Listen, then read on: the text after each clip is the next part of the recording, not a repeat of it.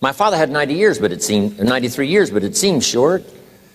In his seemingly long life of 93 years, it was short because it just seems like if we only had more time. Old Testament gives us a view of some people who live to be 500, 600, 700, 800, 900 years old. If I have a chance to ask, I will ask, how come we got shortchanged?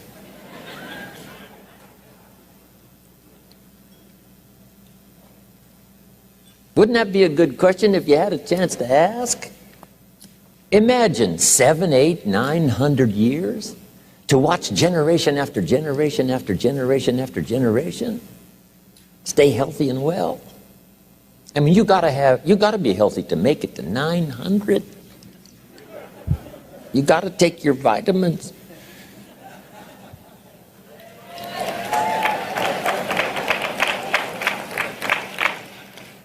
I'm pushing the Bible, I'm pushing vitamins, I'm doing good today.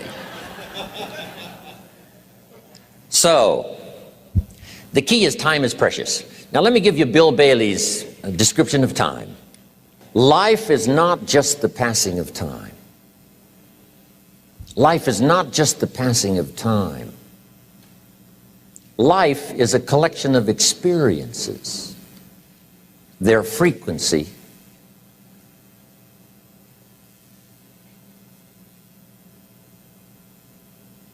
and their intensity. Life is not just watching the clock tick away.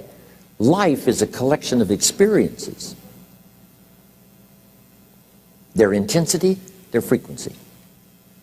When my friend Mark died at age 44, someone says, that's young to die. But what if he lived 4 lifetimes in one? It might not be too young. So here's whatever the span of your life turns out to be, here's what you want to fill it up with: experiences and the intensity of those experiences.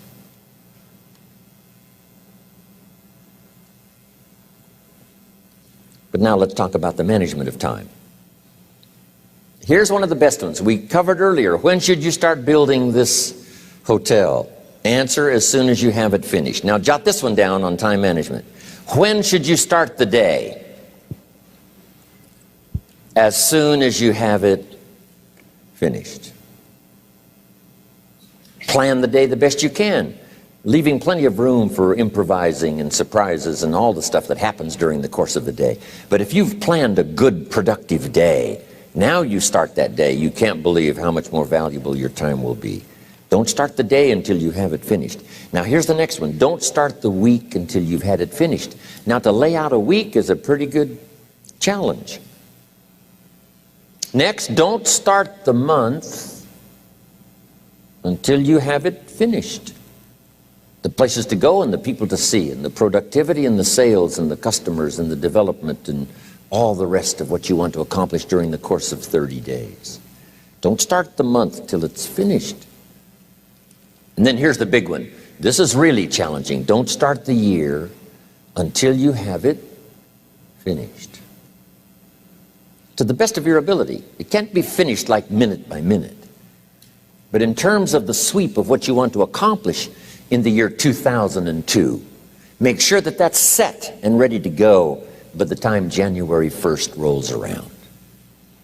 And it might get all upset. It might get torn up and you do a new one. You make so much progress the first 90 days that now you've multiplied it all by 2, by 3. Because that happened to me. I thought, wow, this is going to be a great year. By the time I'd finished the 3rd month, I'm rolling, I'm soaring. So many things are happening, I revised my whole year's plan. Okay. Now, jot this down. Approaches to the management of time. Here's the first one. Ignore the subject. I mean, that's good advice. Don't let anything overly bug you. Because remember now, you don't have to do anything. Someone says, well, I got to get a handle on my time. The answer is no, you don't. If you want to let it all go, you can let it all go. I mean, this is good advice. Somebody says, you ought, you ought, you ought. Jot this down. Ignore all the you oughts or you should. Only if they're giving general information. We should. It's better to say if you're teaching, we should. Not you should, we should. Then you let me listen in without it being too confrontational. If everyone did this, see, that'd be great. And then you give a person a chance to choose to do it or not to do it. But when you start the you ought, now see if I don't, now see we got some tension and maybe some problems. So you oughts seem to always create problems. When you're talking to your kids, you say, no, if kids would do this, not always saying if you did this, life would be better, but if kids did this, life would be better. It's like making a little talk and letting them listen in. And then it's a little less confrontational. It gives us a choice. In one of my seminars, here's what I teach. All life form strives to the max of its potential except human beings. All life form strives to the max of its potential except human beings. How tall will a tree grow? As tall as it possibly can. You never heard of a tree growing half as high as it could. No, trees don't grow half. A tree drives its roots as deep as it can, reaches as high as it can, produces every leaf it can, every fruit it possibly can. To the max. Every life form strives to the max, except human beings. Now, why not human beings? Jot this down. You've been given the dignity of choice. You're not a robot. You don't have to repeat this year the same as last year. You can tear up last year's plan, develop a new plan.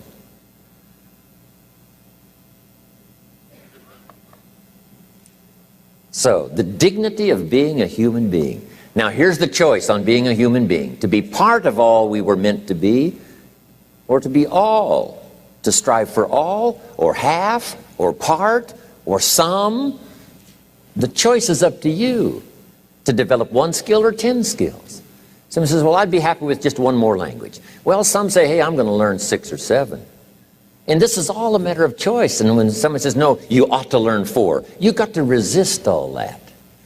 Because this is personal dignity. And you don't want to destroy someone's dignity by doing all the oughts, and they feel reluctant to do it. Now we've got problems.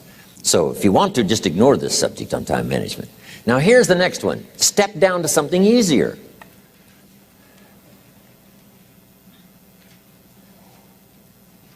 The guy's in sales and he says, oh, I want to own the company. Finally owns the company. Now he's got no time to play golf. He said, when I was in sales, I was making big money playing golf 3 days a week. Heck with this owning something. Heck with managing. My life was never my own after I started to manage. I'm going back to sales. See, this is the key. If you're getting too pressed, you might consider stepping down to something with a little easier time pressure. Little girl says to her mother, Daddy comes home, brings his briefcase and pats me on the head and says hello, disappears and works on his papers. How come my daddy doesn't play with me? And her mother said, look, your daddy loves you very much, but he's so busy at work, he can't get it all done, he has to bring it home. He loves you, but that's why he can't play with you. And the little girl said, why don't they just put him in a slower group? So, jot this down now. If you don't have time for your kids, you might consider joining a slower group.